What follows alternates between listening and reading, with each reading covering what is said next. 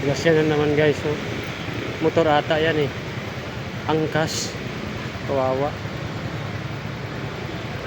Hirap talaga ng buhay guys. Yan o. Dito sa Jeep Rizal guys sa Makati.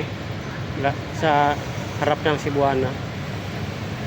Sa may sa may tawag nito munisipyo Kapitol.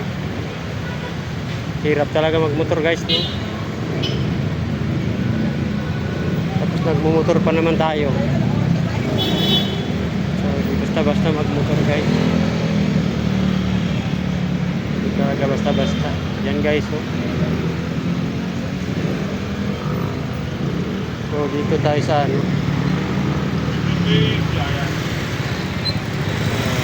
Gasya guys, motor talaga. Hindi talaga basta magmotor eh.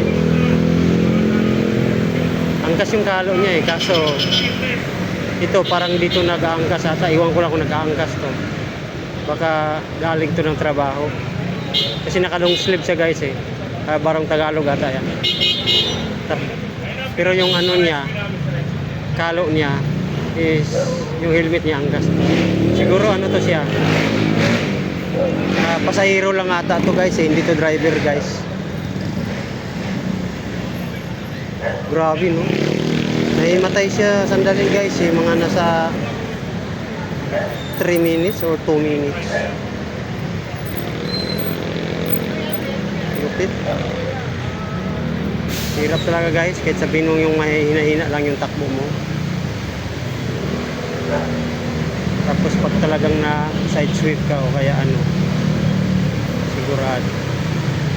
So going pala tayo ngayon guys doon sa partner ko guys. So dyan sa Pure Gold sa Makati. So napadaan lang dito. So salamat guys sa pagpapanood, no. Yung pulis Makati PST.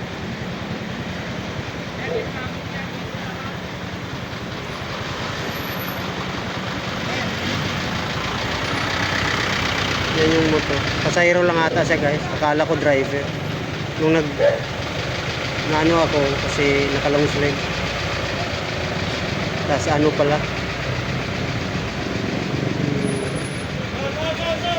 Talaga siya. Parang lakas siguro ng impact.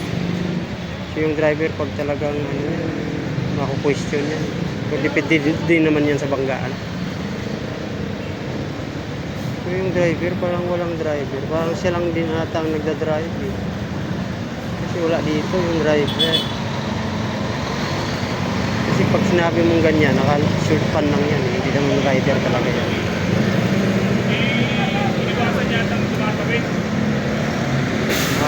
Siya ang driver. So mainiwasan daw siya na tumatawid.